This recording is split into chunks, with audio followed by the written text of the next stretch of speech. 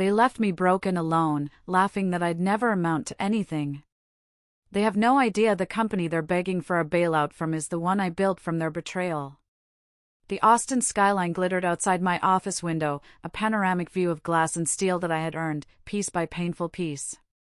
It was a monument to silence and work.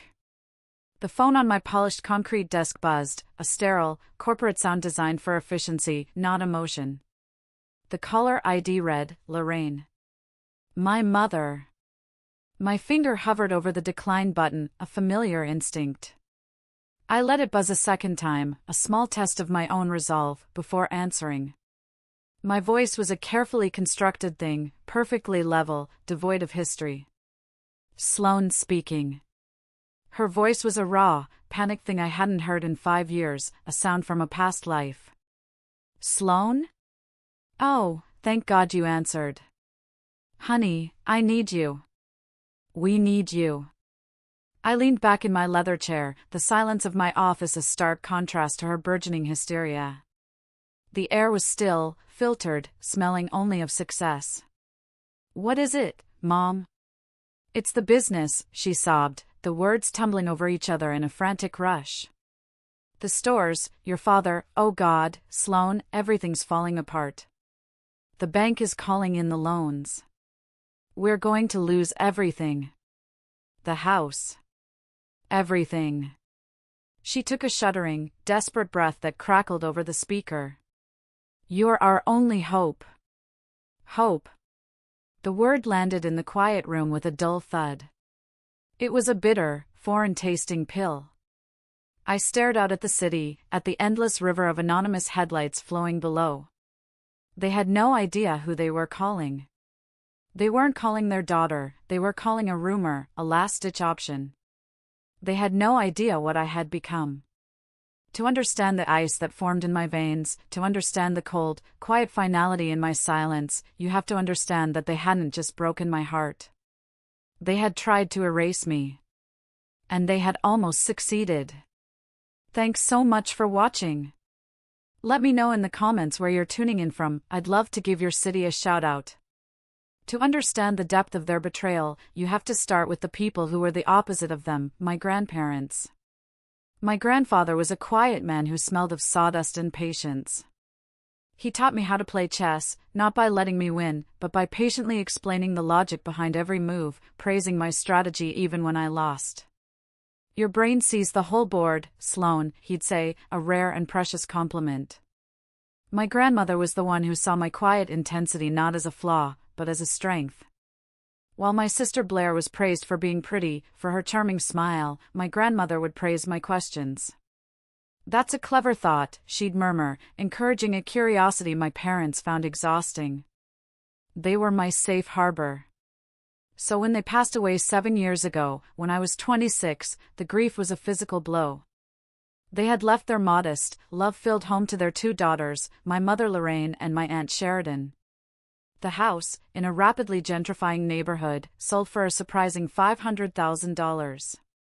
My mother's half was $250,000. She sat Blair and me down at the family dining table, the same table where my achievements were always footnotes to Blair's headlines. Her face was beaming. Girls, she announced, your father and I have decided. This money is for you. An early inheritance from us, from the proceeds of your grandparents' home, to give you both a wonderful start in life. For a fleeting, foolish moment, I felt a warmth I hadn't felt in years. $125,000. It was a number so large it felt like a dream. It was a lifeline. It would wipe out the mountain of student loans I'd taken on because they hadn't saved for my education. It would be a down payment on a small condo, a piece of the world that was finally mine. More than that, it felt like an acknowledgement. A sign that maybe, finally, they saw me as an equal. The illusion lasted less than 2 weeks. Another family meeting was called. The mood was different this time. My husband at the time, Jared, was there, looking uncomfortable. Blair sat next to him, a picture of smug radiance. My father, Dennis, fussed with some papers, unable to meet my eyes. The trap was set. Sloan, honey, my mother began, her voice taking on the syrupy sweet tone she used when she was about to ask for something unreasonable. We have the most wonderful news. Blair and Jared have found the perfect house.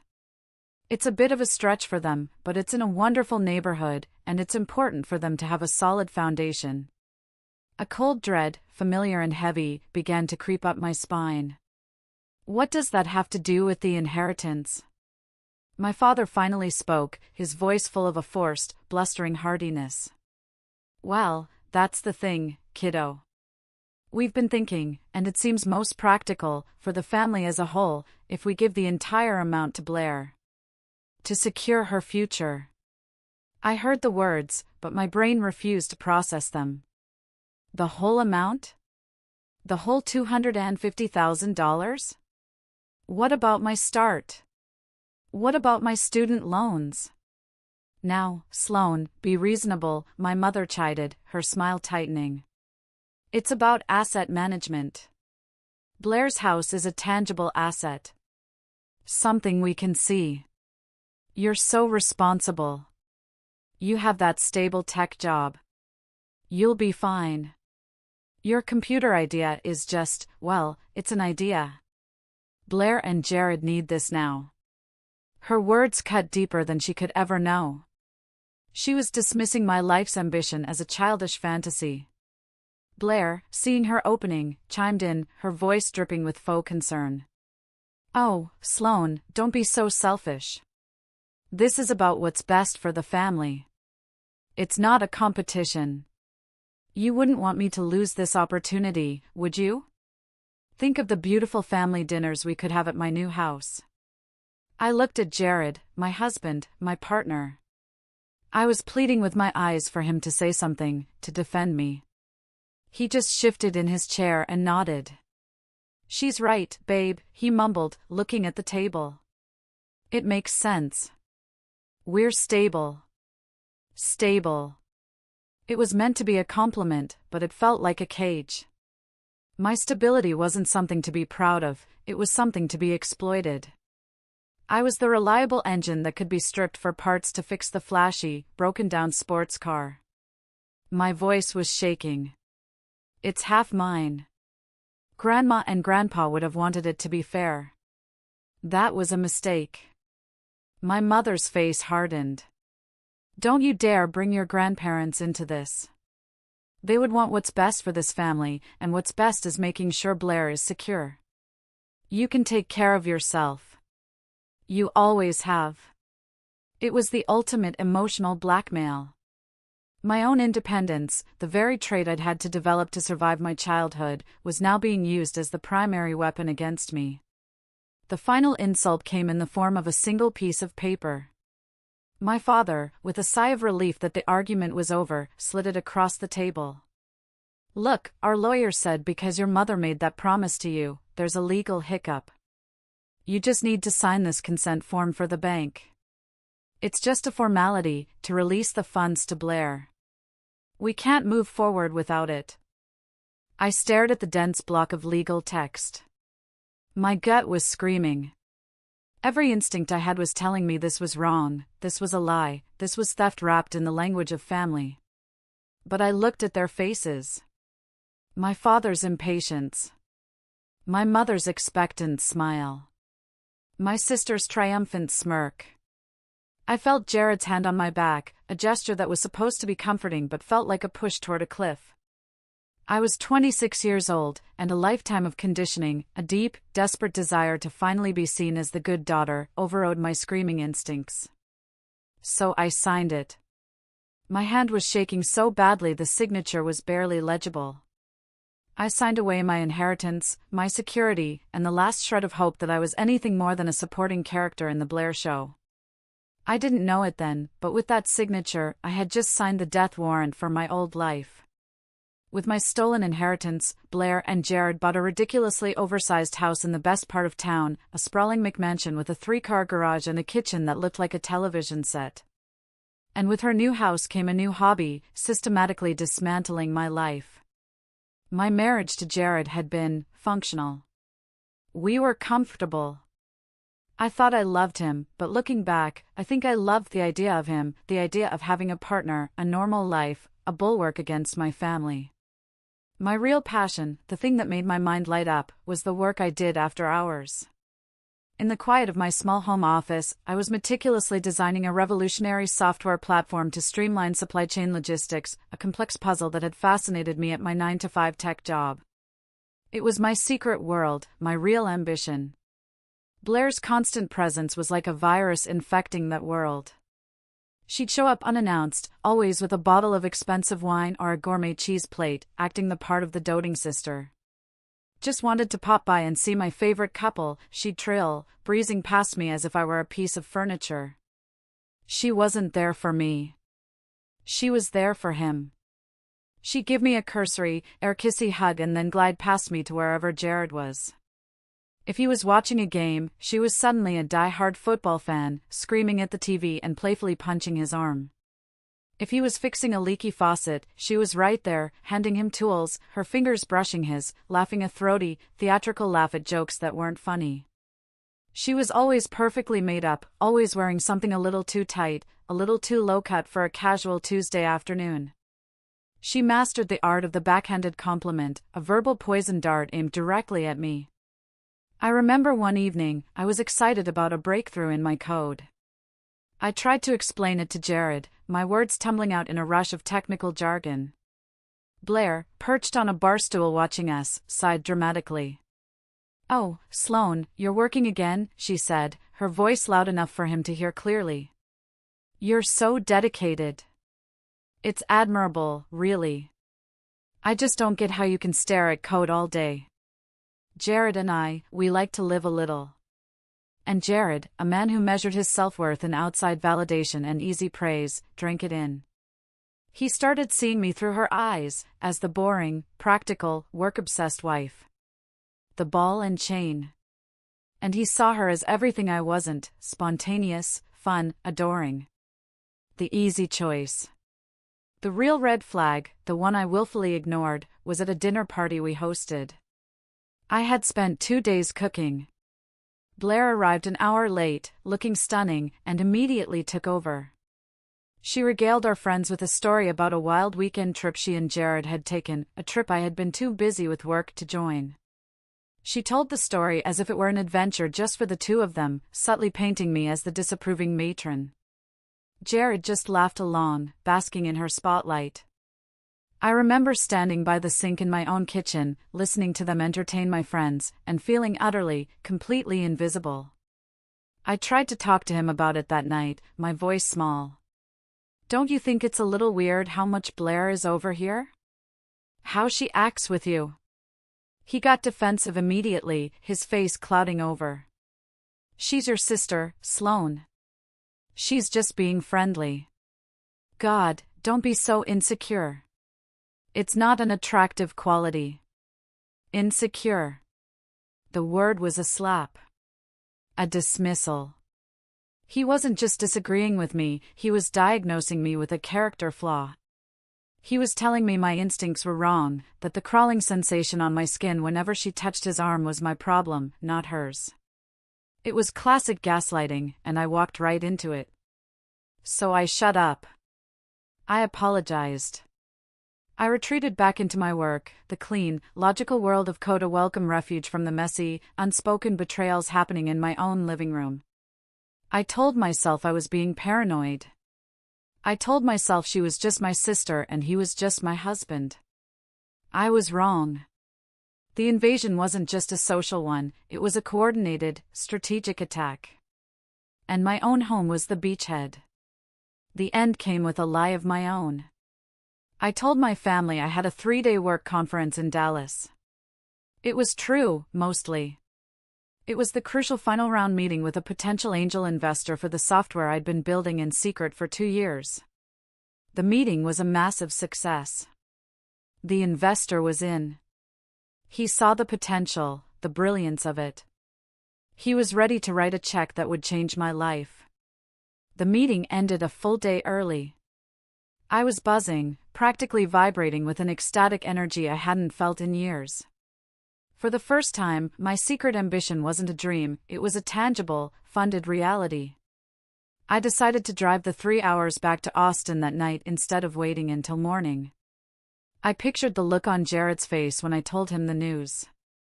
This, I thought, would fix things. This success was something he couldn't ignore. I'd surprise him. The surprise, of course, was on me. When I pulled into our driveway, the first thing I saw was Blair's gleaming white BMW parked behind Jared's sedan. A knot of ice formed in my stomach. It was 10 p.m. on a Tuesday. There was no earthly reason for her to be here. I used my key, letting myself in the front door as quietly as I could. The house was still, except for the low murmur of the television in the living room. But the air felt thick, wrong. A half-empty wine glass, Blair's favorite expensive brand, sat sweating on the coffee table. A silk scarf I'd never seen before was draped over the arm of a chair. It smelled faintly of her perfume. My heart was hammering against my ribs as I walked down the hallway toward our bedroom. The door was slightly ajar. And then I heard it. Not talking. Laughter. A low, intimate, female sound that was definitely not mine. My hand was trembling so hard I could barely grasp the doorknob. I pushed the door open. And there they were. In my bed. In the sanctuary I had shared with my husband. My husband and my sister. The world didn't just stop. It shattered. The sounds, the colors, the very air in the room fractured into a million sharp, glittering pieces of pain. They scrambled for the sheets, their faces a grotesque mask of shock and guilt. Jared started stammering my name, Sloan, Sloan, oh God, a pathetic, broken sound that offered no comfort. But Blair was different. After the initial, wide-eyed shock, a slow, defiant smirk crept onto her face. She pulled the sheet around her bare shoulders, looking at me not with remorse, but with cold, hard triumph. She had won. Honestly, Sloan, she said, her voice dripping with a poison that was meant to kill, I did you a favor. You were boring him to death. I don't remember walking out of the room. I don't remember getting in my car. The next thing I knew, I was parked on the side of a dark, empty road, my knuckles white on the steering wheel, my body shaking so violently I thought my teeth would crack. I did the one thing I was conditioned to do in a crisis. The one last, stupid, hopeful act of a girl who still thought she had a mother. I called her. I poured out the story in a choked, broken whisper. The conference, the surprise, the bed, all of it. There was a long, heavy silence on the other end of the line. I waited for the explosion, the outrage, the maternal fury that any normal mother would feel. Instead, her voice came back, cool and distant, laced with an exasperated sigh. Oh, honey, she said. Try not to be so dramatic. These things happen. I couldn't breathe. Dramatic? He cheated on me with my sister in our bed. I know, she said, her voice placating, as if soothing a hysterical child who had scraped her knee. But what's done is done. Yelling won't change it. He's a good man, Jared. And Blair, well, you know how she's always been impulsive. Then came the words that severed the last thread connecting me to the person I used to be. Look, just try to work it out. At least we're keeping him in the family. I hung up the phone. In the space of an hour, I had lost my husband, my sister, and the foundational belief that my mother loved me. I wasn't a daughter who had been betrayed. I was an inconvenience to be managed. An obstacle to the family's placid, ugly peace. I was utterly and completely alone. The divorce was a masterclass in swift, brutal humiliation. Coached by my family, Jared painted me as a cold, career-obsessed woman who had emotionally abandoned him, leaving him vulnerable to Blair's comforting presence. With the inheritance already legally signed away to Blair, there was little to fight over. I walked away with my personal savings, less than $10,000, a battered car, and a few cardboard boxes of belongings. The final act of cruelty came a month later. I was called into my boss's office and laid off. Restructuring, he'd said, avoiding my eyes. It wasn't hard to connect the dots. Jared was friends with his boss. A few well-placed words about my instability after the divorce, and I was a liability. They had not only taken my past, they were actively salting the earth of my future. That's how I ended up in a cramped, peeling paint studio apartment in the cheapest part of Austin, the kind of place where you can hear your neighbors fighting through the walls and the air smells permanently of damp and despair. For a week, I was a ghost. I didn't eat. I didn't sleep. I just sat on the floor, surrounded by the sealed boxes of my former life, drowning in the echoes of their voices. Dramatic. Insecure. Selfish. Boring. Unstable. Their words formed the bars of a cage I couldn't see. In a moment of desperation, I called a family friend, a woman who had known me since I was a child. I thought maybe she could help, offer a kind word, a place to stay for a night. Her voice was cold. "Sloan, I heard what happened," she said. "Your mother is heartbroken. I think it's best if you give your family some space to heal right now." They had gotten to her first. The narrative was set. I was the villain of my own tragedy. The well was poisoned. That night, I hit the bottom. I was staring at my reflection in the dark, grimy window of the apartment. I saw a hollowed-out stranger, a woman on the verge of disappearing completely, a ghost haunted by the life she was supposed to have. The despair was a physical weight, pressing down on my chest, threatening to crush me. I was so close to believing them, to accepting that this pathetic, broken person in the reflection was all I was, all I would ever be. And then, something shifted. It wasn't a lightning bolt. It was a slow, cold burn starting deep in my gut. It was rage. A pure, clarifying rage that burned away the tears and the self-pity.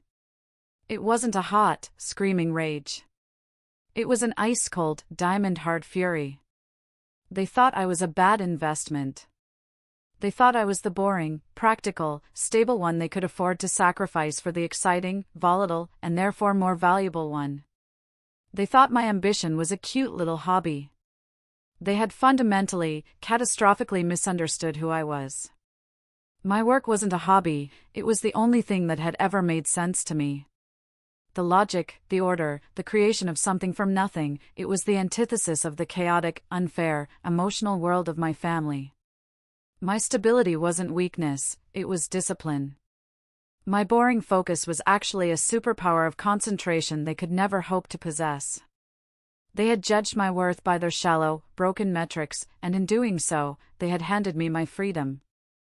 My entire life, I had been trying to earn their approval, twisting myself into shapes that might please them, only to be told I was still not enough. That night, I finally understood. Their approval was worthless. It was a currency from a bankrupt nation. Seeking it was the real bad investment.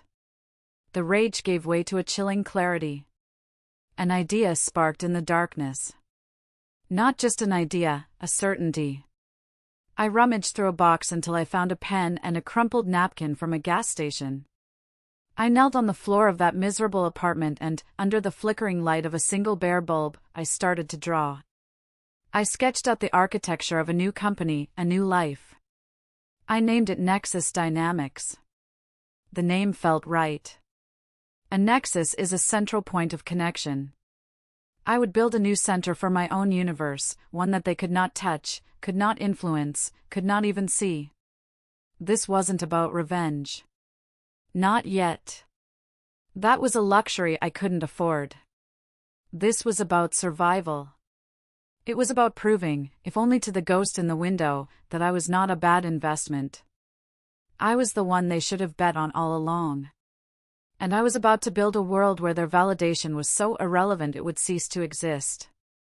The next 5 years were a blur of work. There was no glamour, only the grind.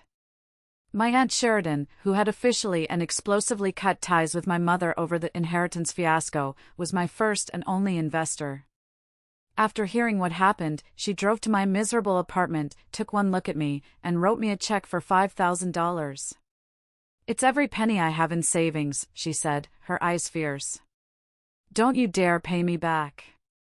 Just go build something they can't touch." I treated that check like a sacred trust. I poured that money into incorporating the business and buying a powerful used computer. My studio apartment became my office, my laboratory, my entire world. I lived on instant noodles and the kind of cheap coffee that tasted like battery acid. I worked 18-hour days, fueled by caffeine and that cold, hard rage. The code I wrote was elegant, efficient, and utterly ruthless. I was building my escape hatch, one line at a time. There were moments I almost broke. I remember the terror of my first payroll. I had hired one employee, a brilliant, hungry marketing kid fresh out of UT Austin named Ben. The day before payroll was due, a client payment was late. I had $74 in my business account. Failure felt like a physical presence in the room.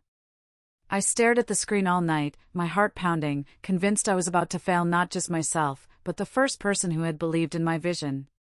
The payment came through at 8 a.m. the next morning. I paid him, then went into the bathroom and threw up from sheer relief. My first break was a small contract with a local shipping company. My software optimized their routes and saved them 15% on fuel costs in the first quarter. They were ecstatic. They told 2 other companies. Word of mouth started to spread. I realized I couldn't do it alone. Ben wasn't just an employee, he was a natural salesman. He became my co-founder. He was the extrovert, the charmer, the one who could translate my complex code into compelling business sense. I was the architect, the brain behind the product. Together, we were a formidable team. We presented to our first major client, a regional grocery chain, in a stuffy rented conference room. I was terrified. My hands were shaking as I set up my laptop. But when I started talking about the software, about the elegant solutions to their logistical nightmares, the fear vanished. The code was my armor. The logic was my sword. I was brilliant. We walked out of that meeting with a 6-figure contract. Nexus Dynamics grew. We moved from my apartment to a tiny co-working space, then to a real office. We hired a team. I was meticulous, hiring only the brightest, most driven people I could find. I was creating a new family, a meritocracy where talent and hard work were the only currencies that mattered. It was at an industry event that I met Reese. He was a venture capitalist, the kind of guy who listened more than he talked. He asked me a single, incisive question about my platform's scalability that no one else had thought of. We ended up talking for 2 hours, not about funding, but about technology, about ambition, about the philosophy of building something that lasts. He wasn't attracted to a projected image of success, he was fascinated by my mind.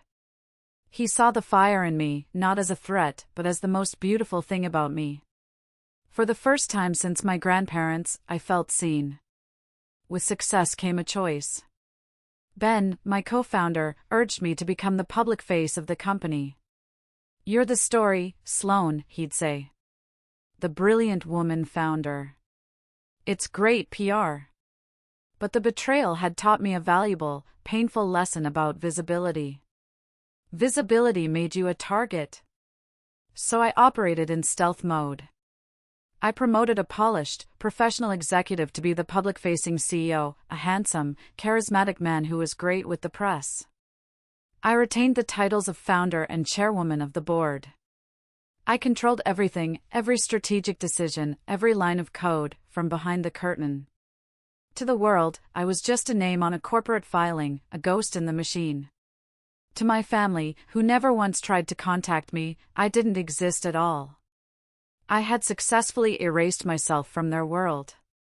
And that's exactly how I wanted it. My anonymity was my power. It was my shield. And I was about to find out it was also the perfect weapon. The news came, as it always did, through Aunt Sheridan. She called me one Tuesday afternoon, her voice a mix of grim satisfaction and pity. "You're not going to believe this," she said. "Lorraine sent me an email. A long, rambling, misspelled mess. Crying about how Dennis's business is going under. She forwarded it to me. I read it in the silent sanctuary of my office. It was a masterpiece of self-pity and blame. It blamed the economy, the government, disloyal employees, and the changing world. It never once mentioned the names Blair or Jared. Sheridan had done some digging. The story she pieced together was one of classic, predictable incompetence and arrogance. After Blair married Jared, she had convinced my father that she, with her modern sensibilities, should take a more active role in the family hardware business. She and Jared were put in charge of finances and brand revitalization. What followed was a slow-motion car crash. They took out massive, high-interest loans to fund flashy but foolish renovations, replacing sturdy, practical shelving with sleek, minimalist displays that couldn't hold the weight of a box of nails. They expanded into trendy, upscale neighborhoods where the residents hired contractors and had never held a hammer in their lives. Worse, Sheridan had heard whispers from former employees that they were using the business as their personal piggy bank. Lavish vacations to Europe were written off as researching German tool manufacturing. Blair's luxury car lease was a company vehicle. Jared's golf club membership was a networking expense. They had bled the company dry, siphoning its lifeblood to fund their Instagram-perfect lifestyle. My father, a man whose entire identity was wrapped up in the business his own father had started with his bare hands, had suffered a minor heart attack from the stress. The banks were closing in. They were desperate. Their lawyer had assembled a portfolio, a desperate plea for a buyout, and had sent it to every private equity firm and investment group in the state. "They've been rejected by everyone," Sheridan finished, her voice heavy. "They're about to lose it all, Sloan. They're at the end of their rope." I thanked her for the information and hung up. I sat in my office for a long time, just thinking, the city lights beginning to twinkle below. I felt a strange detachment, like a geologist observing seismic activity from a safe distance. Then, an idea, cold and precise, began to form in my mind. I called Reese. "I have a strange question," I said. "If a company like my family's were seeking an emergency buyout, would their portfolio likely be shopped to tech-adjacent investment divisions?" "Possibly," he said. "If they're desperate, their lawyer is throwing darts in the dark, hoping something sticks." "Why?" I didn't answer directly. "Call Carla, my assistant. Have her get you access to the M&A inquiry queue. I want you to look for a file on a company called Miller Hardware Incorporated." An hour later, Reese walked into my office, holding his tablet. He looked at me with a new kind of awe. "It's here, Sloan," he said quietly. "They sent it this morning."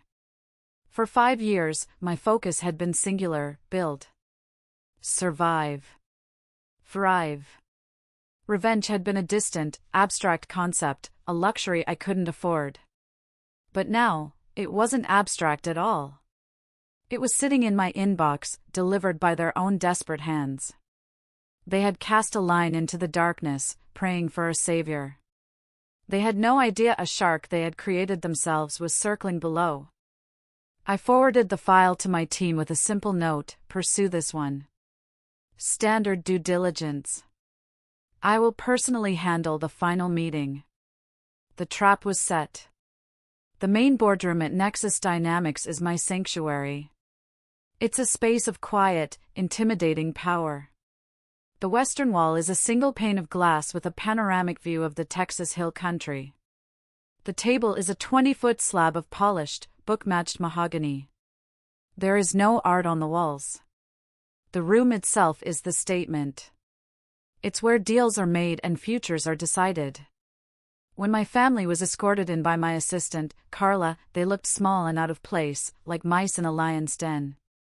They were dressed in their Sunday best, ill-fitting and smelling faintly of mothballs, a pathetic attempt to project a success they no longer possessed. My father looked older, grayer, his shoulders slumped in defeat.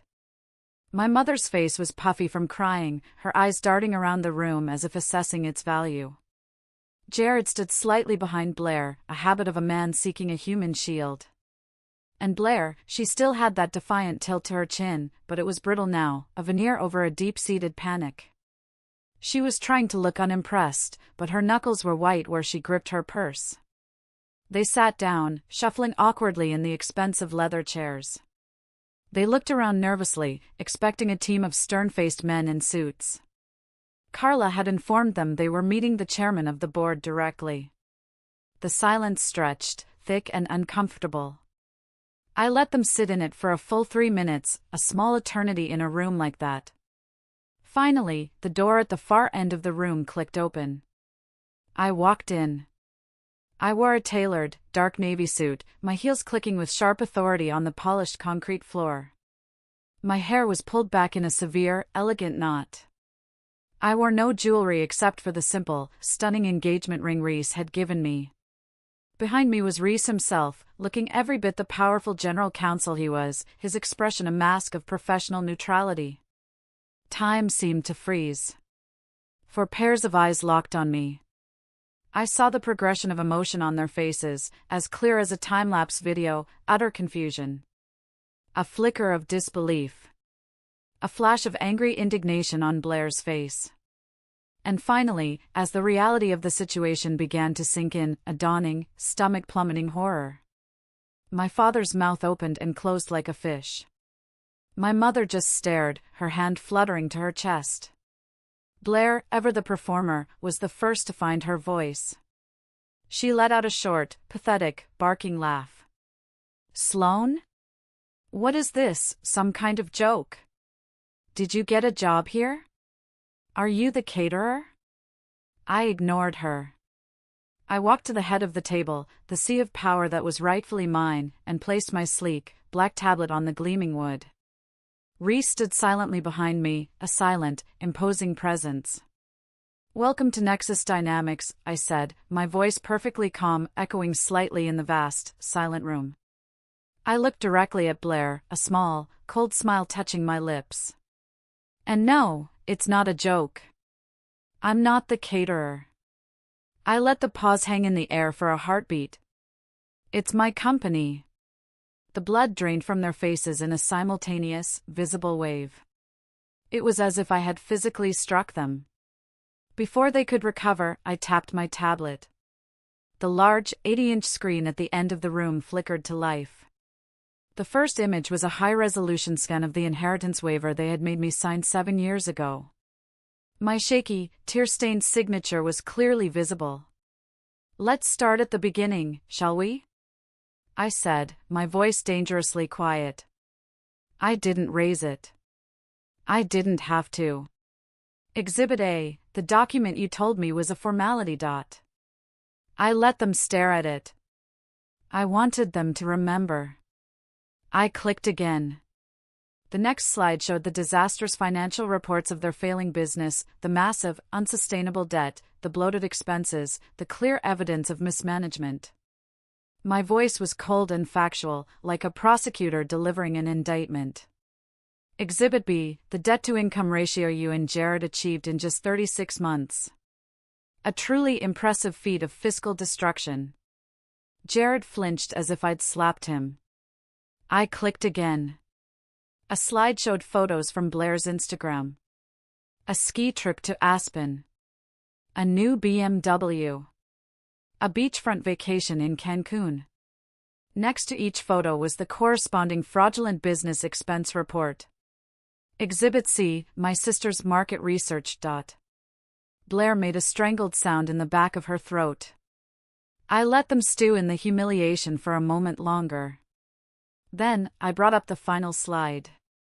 It was the official, third-party valuation of my company, prepared by one of the top firms in the country. A single number glowed on the screen in the silent, cavernous room. $85 million. I let them stare at it. I let the weight of that number, the weight of their catastrophic, life-altering mistake, settle into their bones and crush them. You came here for a bailout, I said, finally, my voice dropping even lower. You came here to beg. So, go ahead. I leaned forward slightly, my eyes locking onto each of them in turn. Beg. The dam broke. My mother started sobbing first, a raw, ugly, gulping sound that held no dignity. Sloan, please, she wailed, her hands clasped in front of her as if in prayer. We're your family. Your blood. How can you be so cruel? My father found his voice, a weak, raspy thing filled with a lifetime of excuses. We made a mistake, honey. A terrible mistake. I was weak. But this business, it was your grandfather's. It's your family's legacy. Blair, ever the performer, was next. The anger was gone, replaced by a torrent of perfectly formed tears. She looked at me, her expression a perfect mask of wounded innocence. I can't believe you would do this to us. After everything, you would destroy us? Just to prove a point? I let them finish. I let all their pathetic, self-serving pleas hang in the air like poison gas. I stood up, leaning my hands on the solid, unyielding table, and I looked my mother dead in the eye, silencing her with a single, cold glance. Her words, spoken over the phone 5 years ago, echoed in my memory as clearly as if she'd just said them.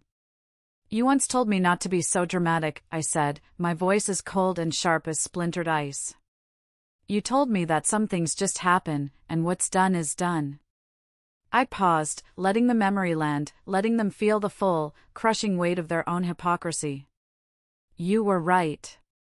My decision was made. If you're still with me, help me out by liking this video and commenting the number 1 below.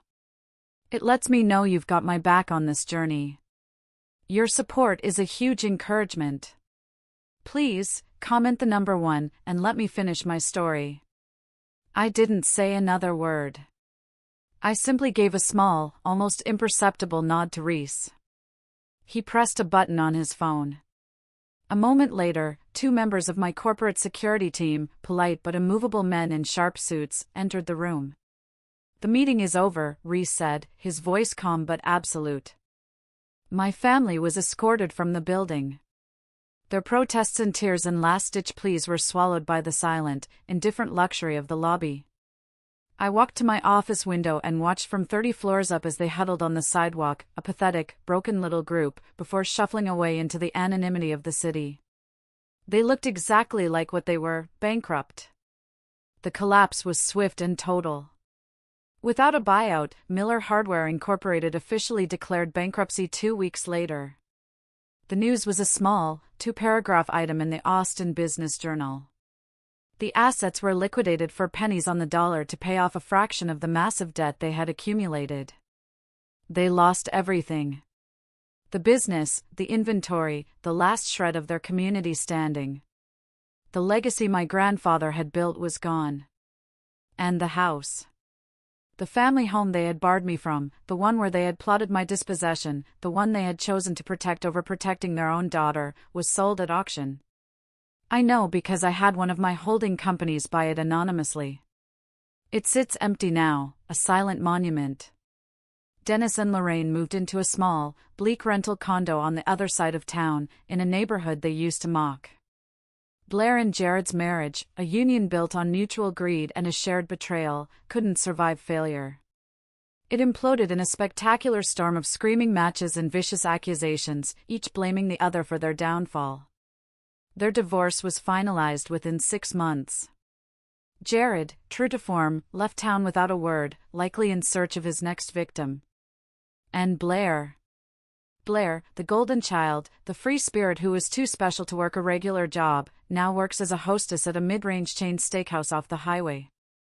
I know this because I saw her once, from the tinted window of my chauffeured car.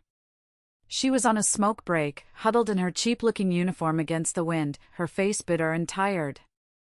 Our eyes met for a fraction of a second. I felt nothing. About a month after the boardroom meeting, I received a package.